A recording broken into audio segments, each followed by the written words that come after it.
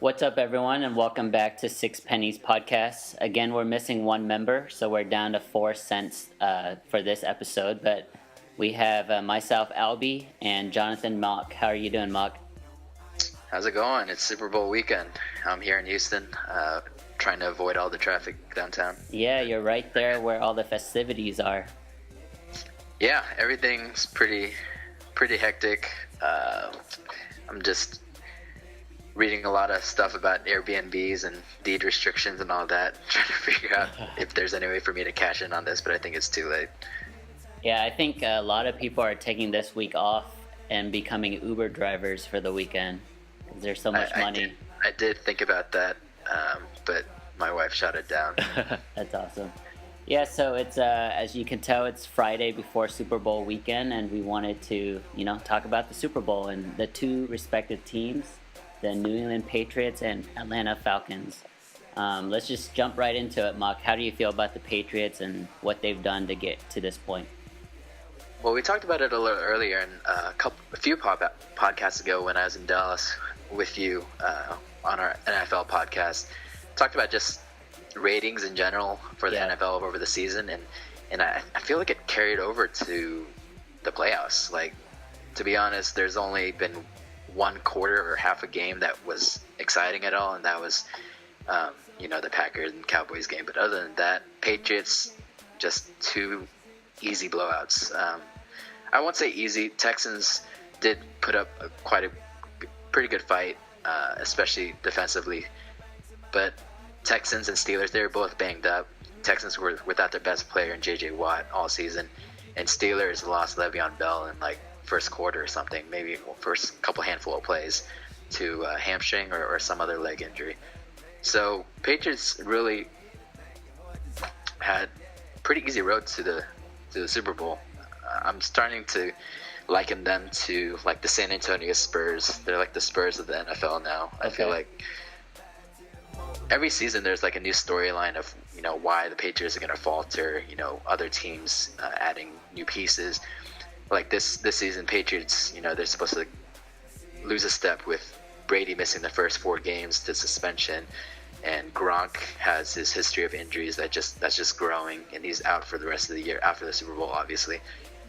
But Patriots do what the Patriots do. They just plug in the next piece and just keep right on going, keep right on winning. Doesn't really seem to matter who's at QB for them, whether it's Garoppolo or Jacoby Brissett or whoever they bring in off the street. And that goes with their wide receivers too. Like Chris Hogan, kind of no name until the last few games in the playoffs, and seems like a legitimate weapon now. Yeah, Chris Hogan exploded in the playoffs. I had never heard of him before, and now he's like an all-pro NFL receiver. It's crazy. Yeah, what do you think about the Patriots? For me, they're just.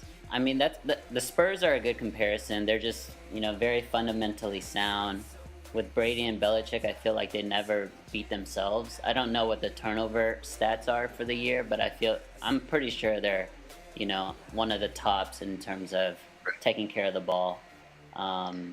With that being said, that's why, it makes Atlanta, in this case, have to earn it. Because I just don't foresee the Patriots just giving away a game like other teams have the propensity to do. Yeah, they just find ways to win, I feel like. A few weeks ago when the Patriots were playing the Texans, and, it was a pretty ugly game from the Patriots standpoint. Our D-line, or when I say our, I mean Texans, Houston's D-line really got to Tom Brady, knocked him around a little bit in the first half especially.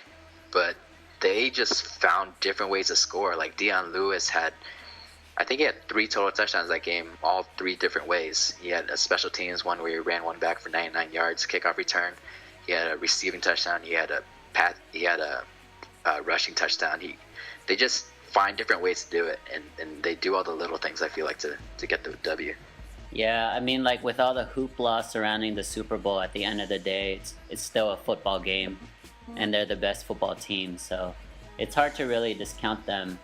But with that being said, I'm going with Matty Ice and the Atlanta Falcons this year. The reason why they're at the Super Bowl, honestly, is just how balanced they are. I feel like throughout the whole year and throughout the playoffs, they just have the best offense in terms of passing attack and rushing attack, and then their defense is very fast and very young, so they're only going to get better.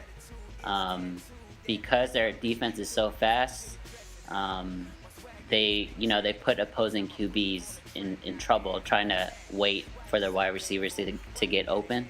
So like in the previous game when they played the Packers, Aaron Rodgers, was on this 10 to 12 game tear where he was like Superman, like he could do no wrong, and Atlanta was able to stop him. And I feel like that's something they might be able to do to Brady.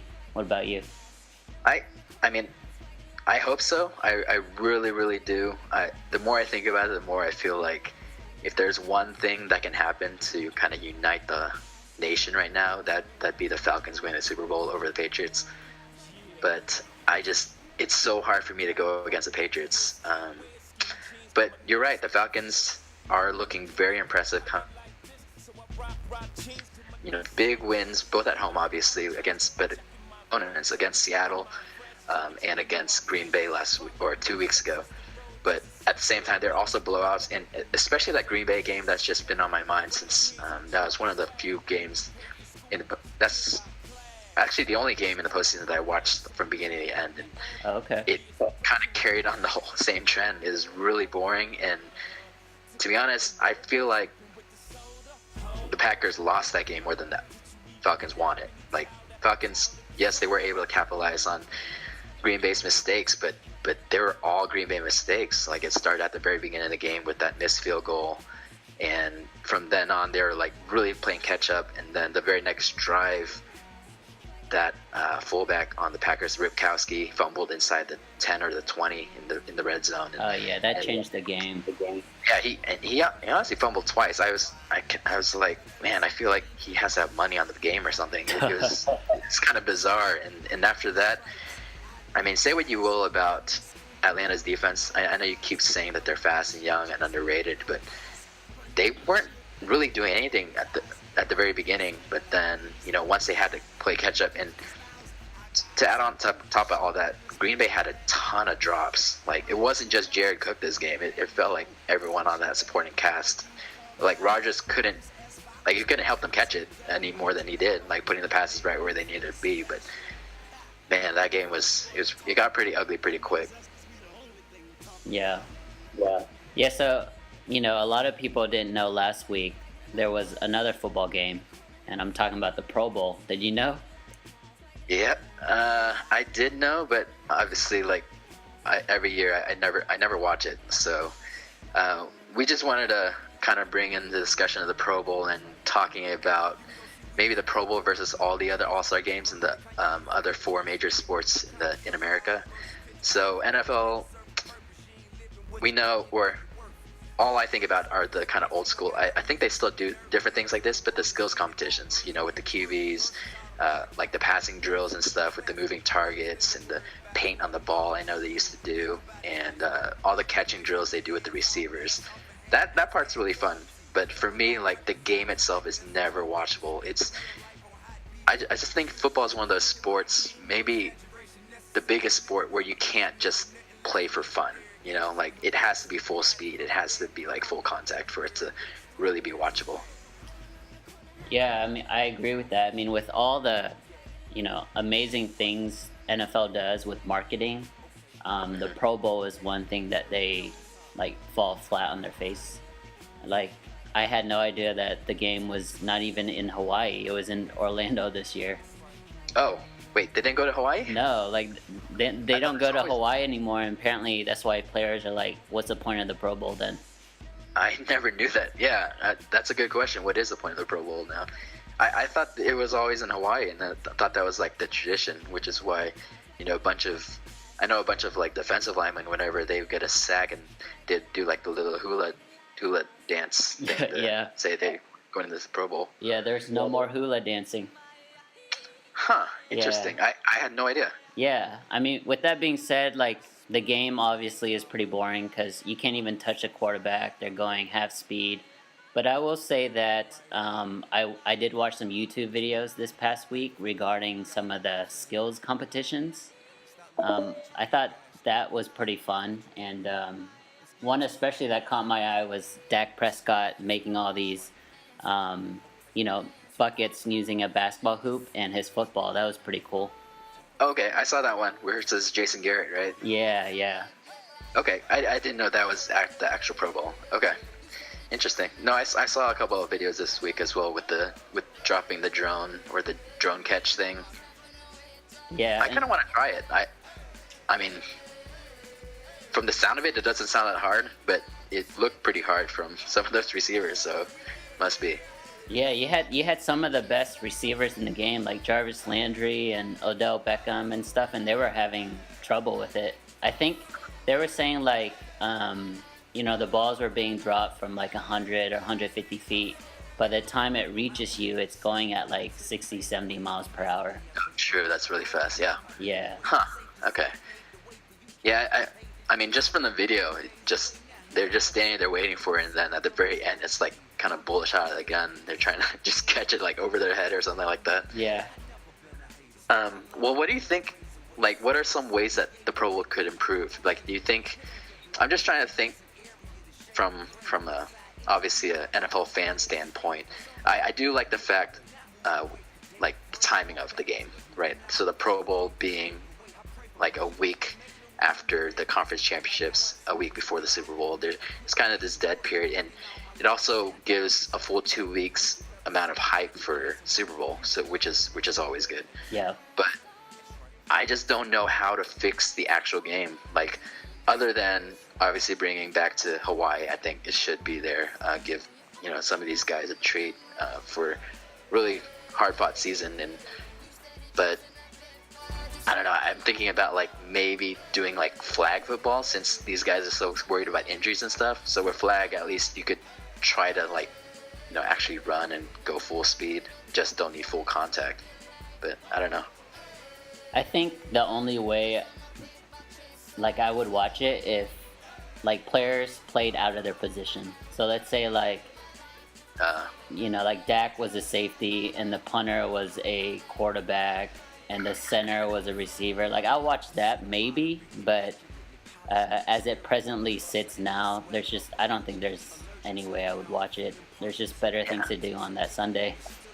Yeah, that's the last thing I remember. I think the last one I watched had to be at least like 6 or 7 years ago, and I was sitting there one Sunday and I watched like first quarter, and then I was like, what am I doing with my life? Like, why am I watching this? Like, it's so obviously none of them are trying, and I don't know, unless you have money on the game or something, there's just no reason to watch it. Yeah, so another sports exhibition game is coming up, and that's the NBA All-Star Weekend. How do you feel about that?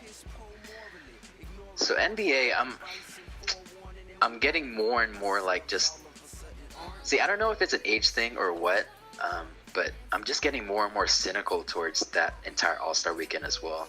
I do. Obviously, it's really good for the players, especially the ones who aren't involved in All-Star Weekend. It's a good break from the season, and they get to hang out with their families for a bit, and it's just some good time off. But man, I don't even know like all the facilities they have now. Do they still have this like celebrity game thing? I think so. Yes. Yes, because that thing was horrible. But T-Mac was in it last year. He was, but it's just so weird, like pairing like why are you gonna disrespect like these NBA players, like these like legendary NBA players like that, by putting them on the same court as like freaking like Justin Bieber and other guys like that? Like, what is the point? I don't understand.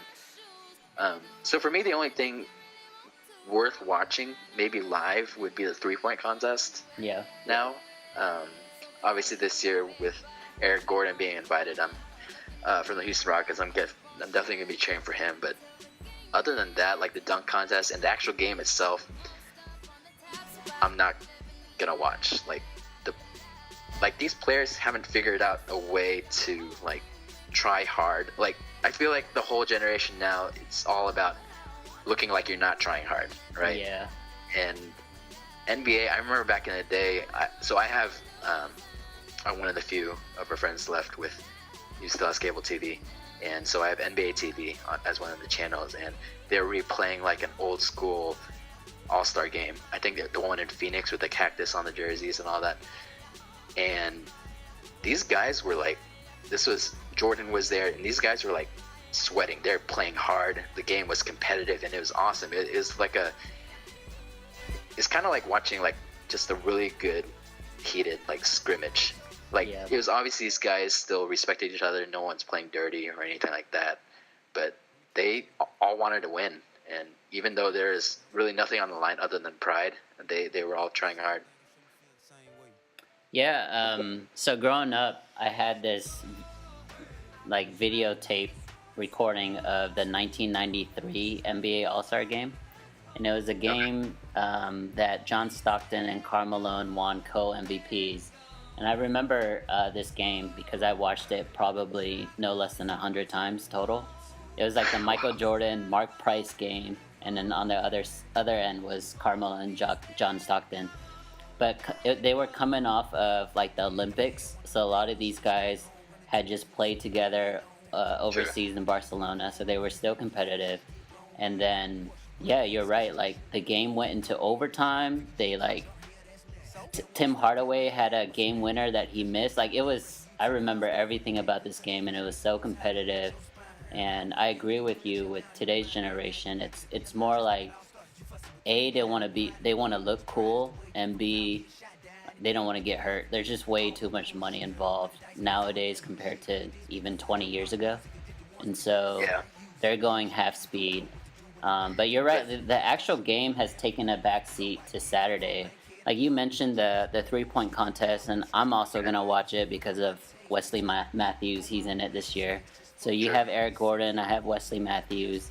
Klay Thompson is defending his crown. But honestly, the slam dunk contest in the last couple years has been pretty exciting and pretty entertaining. It sucks this year that Zach LaVine pulled out, so I don't know if it's going to be as good. But I feel like the dunk contest is back. I know they say it every year, like Kenny Smith or Magic Johnson gets on TNT and just says like, the contest is back, and like all those caps. Exact words, yeah. Yeah, but I really feel like it's been pretty exciting the last couple of years.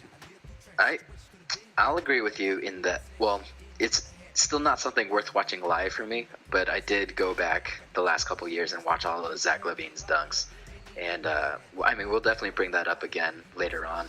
I know we got an NBA podcast planned with best dunkers and all that, so his name will definitely come up again, but I just don't know. Like, I don't even know who's in the dunk contest this year if it's not Zach LaVine. I don't know why he pulled out.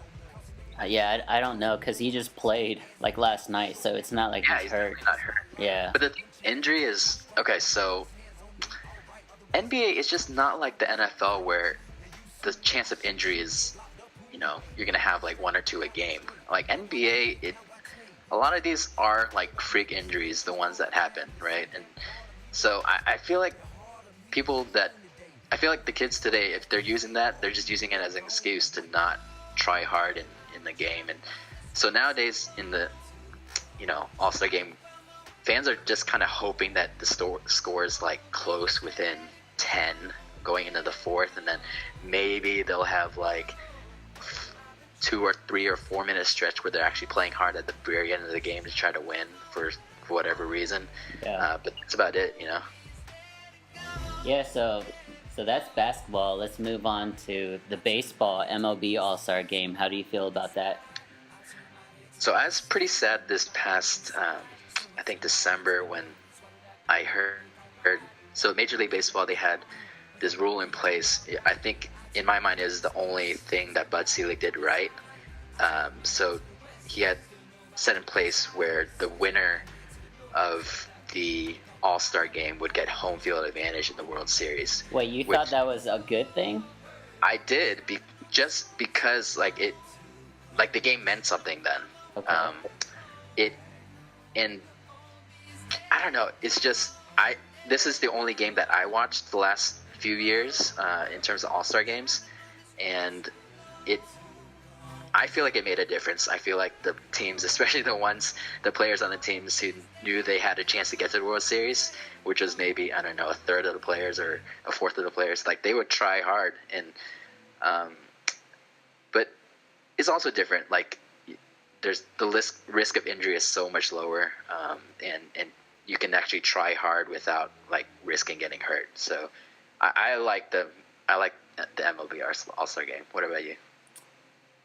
To be honest with you, I don't really watch the actual game. I think it's just another 4 hours of the 162 games that I have to watch anyways. So it's hard to watch that game. But I try to follow like the home run derby just because it's like, it's like instant gratification. It's home runs. It's exciting. And also like I just keep harking back to, Josh Hamilton and what he did during his home run derby back at New York Stadium. I think it was Yankee Stadium. I forgot the year, but that was awesome. And that was, yeah, that's probably, if not his MVP year, right around there. Yeah. He's back, right? Yeah, so he recently just signed a minor league deal with the Rangers, so we'll see what that may amount to. Yeah, I heard he's trying to switch positions or something just to get him, or hoping to get on the active roster. Yeah. All right, so we went through NFL, NBA, the MLB exhibition games. How about hockey? So hockey, this is a sport that I've just started to get into the last few years, and I gotta say, like, whoever the commissioner is, I don't even know his name right now off the top of my head, but the league is kind of in the craps right now, and that goes along with the All-Star Game. But I was doing some research, and the All-Star Game just happened, I think, this last week, and it was actually the highest rated All-Star Game for the NHL since 2004. Wow, and that's because it was actually on national TV. So that's my biggest qualm with just the NHL in general. Like, you can never find the games. They're all on, like, obviously if you have an NHL network, they'll be on there. But other than that, it's going to be on, like, NBC, SN, which I'm going to say 95% of the people who have cable don't even know what channel that is. And, but yeah, the NHL All-Star Weekend, I didn't catch it this year, but they do have a lot of those skills competitions as well. They have like accuracy shooting, they have fastest skater, they have hardest shot, where they measure the speed of the shot from off the guy's stick. And they okay, so they still have all those competitions? Yeah, they cool. still do. They have shootout challenges, but the one thing that they took away this year apparently was the breakaway competition. Which I think was a big mistake. Yeah, I mean, those one-on-one battles. Yeah, those one-on-one battles are basically the best thing about hockey. Yeah, so they changed it. So they took it away this year and put in what they call a 4-line challenge, which is, if you're familiar with the NBA All-Star Weekend, it's like similar, pretty much to shooting, the All-Star Skills challenge? The shooting stars. Skills challenge, okay. where you got to make it from layup, mid-range, 3, and half court. Man, you're so knowledgeable about hockey. I try. I got a team now and everything, but I will say the commissioner is making it very hard to really get into it. How is it not on like a major TV channel still? I don't understand. I mean, I will say, like, they can't just 1 year leave what they have. They have to, like, stay in that contract with that certain network until that contract's expired. I'm sure the very next one they'll try to get on network TV. Who knows? Yeah, hopefully it comes up soon. But what about you? I know you've definitely been following hockey longer than I have. Yeah. So my hockey fandom is a little different than yours. I actually grew up following hockey just because time period in Dallas, that's when the Stars were coming up, and that's when they actually won in '99. So that's when I followed it. Then I took maybe a 10-year hiatus, and now I'm kind of somewhat following it again. But I will say that I had no idea it was the NHL All-Star Game this past weekend or 2 weeks ago. I can't even tell you when opening day is or when the Stanley Cup starts. It's so bad in terms of advertising that to your viewers that it's when you really compare hard it to follow. NFL. Yeah, so we went through the exhibition games, but there's only one game that really matters this weekend, and that's the Super Bowl. So who do you have winning? Man, I want to say Atlanta so bad, so bad. I know Patriots are favored, and I just don't. I'm still not a believer in Matt Ryan. Like he beat Green Bay and Aaron Rodgers a couple weeks ago, but he didn't really show me anything different. And like I said earlier, I feel like Green Bay kind of handed them that game. But to me, Matt Ryan, I know you'll like this, but he's kind of reached LeBron level. Whoa. For me. Let me Whoa. explain what I mean by that. Not in terms of greatness or stats or Okay. stature in the league. It's just so LeBron going into the year, I was kind of just indifferent towards him. I know you love him and everything. It's just he just never lived up to the hype for me. And so going into the finals, I hated the Warriors, and I hated just so many things about that team annoy me, and we can kind of go into that on another podcast. But I said to you, I think especially if LeBron finds a way to win this series, I think they were down 3-1 at this point. I said, if LeBron finds a way to win this series, I will never say anything bad about LeBron again for the rest of my life. And he did it, and I never will. And LeBron, I'm hoping Matt Ryan reaches that status. So I'm going to put the same caveat out there. If Matt Ryan finds a way to win this game and beat Tom Brady and Patriots, I'll never say anything bad about Matt Ryan for the rest of my life. Wow. But for right now, I think Matt Ryan is so overrated, and he's not very good. But I'm hoping he proves me wrong. I mean, his numbers say otherwise. You know, we earlier we mentioned Aaron Rodgers' run and what he did this year, but Matt Ryan actually might be the NFL MVP, and he might actually be the Super Bowl MVP. So, you know, with all the greatness that he's had to come up against, Tom Brady now, Aaron Rodgers before, he actually might be both of them, which is pretty amazing. I hope so, and yeah, I agree. He does deserve the regular season MVP already right now, and I'm just hoping that he has a Super Bowl MVP in him as well. Please, somewhere. Anyway. Yeah. So for me, I'm 100% in Atlanta's corner. I've been in their corner for the last couple rounds now, and I'm not going to leave them now. But I will say, like, a huge underlying storyline for this game is around Tom Brady, in my opinion. So we all know this is his 7th Super Bowl in 15 years, which is just insane to think about. But yeah, it's like the motto of, consistency and excellence and stuff. But if he were to lose this Sunday, that's 3 losses. Could he really be regarded as the greatest of all time with 3 Super Bowl losses?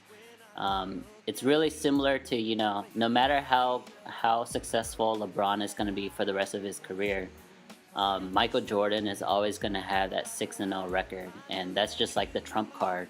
And I think, whether you're talking Montana or someone else, that's their trump card against Brady if he were to lose this Sunday. So I think a lot of his legacy is riding on this Sunday, to be honest.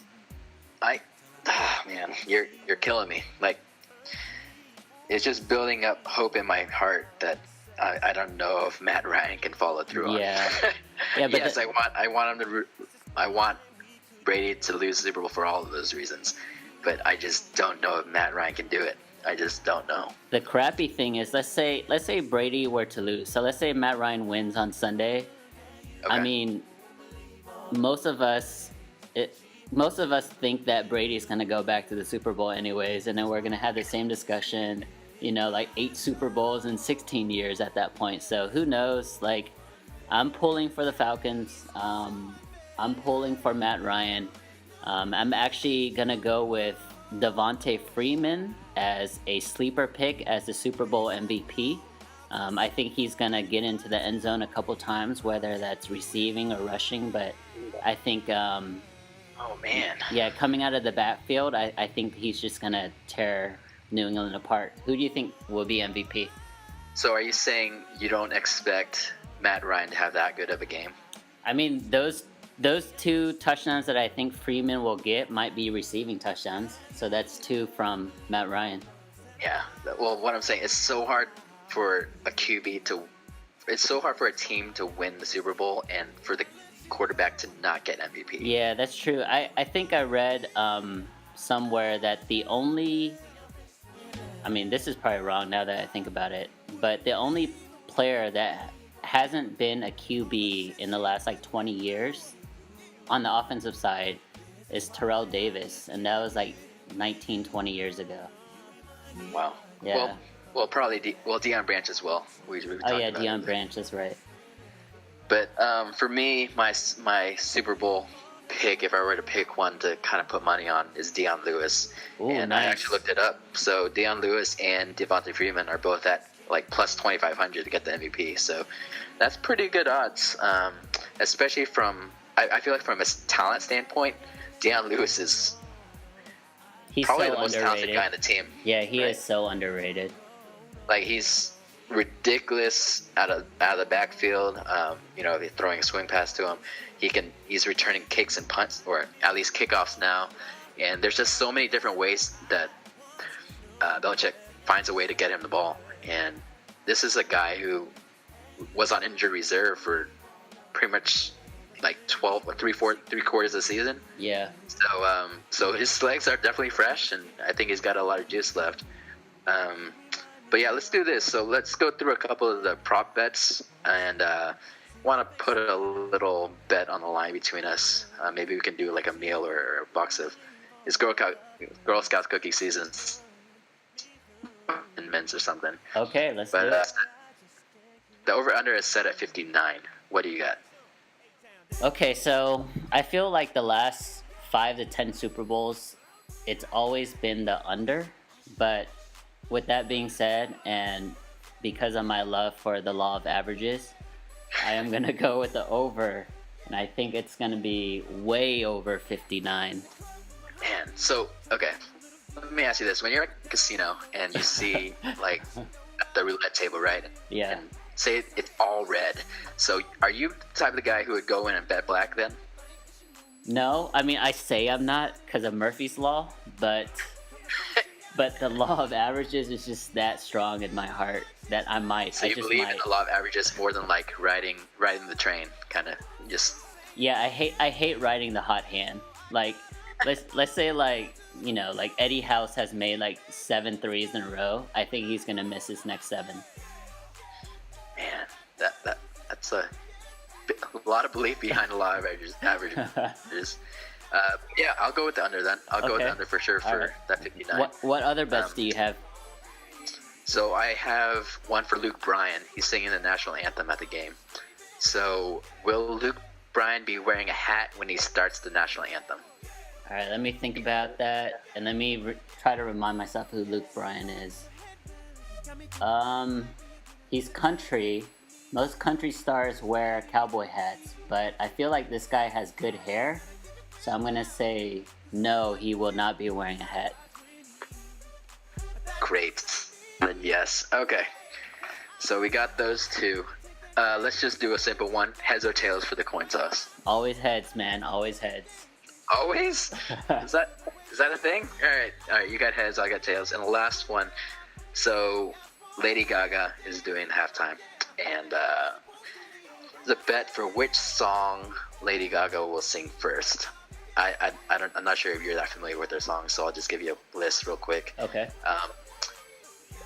So there are 1, 2, 3, 4, 5, 6 choices. So Born This Way, Bad Romance, Edge of Glory, Old School Poker Face, Just Dance, or your 6th option is any other song.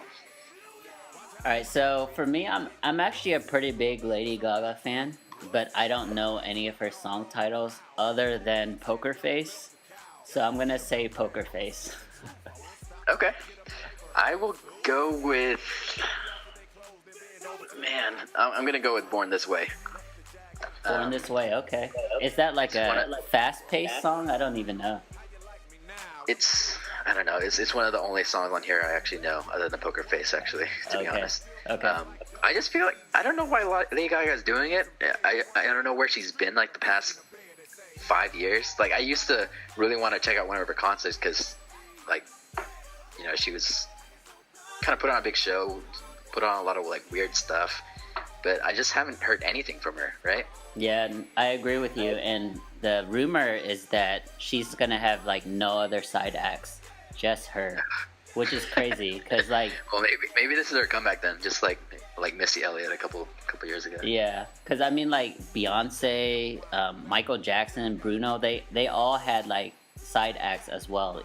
Even Katy Perry and Missy Elliott. Like, this is crazy to have no one else. So I'm interested to see it. Yeah, hopefully she's ready. But so I'm glad we did these prop bets real quick. It actually gives me a reason to watch this game more than I already did. All right, cool. Yeah, I think that's about it. All right, thank you guys. Good luck to who you guys want to win this weekend, either the Patriots or the Falcons. Rise up. Yeah, if you can, please follow us on Facebook and YouTube, 6 Pennies Podcast, and our Twitter account is 6 Pennies Pod. Thanks, guys. Thanks.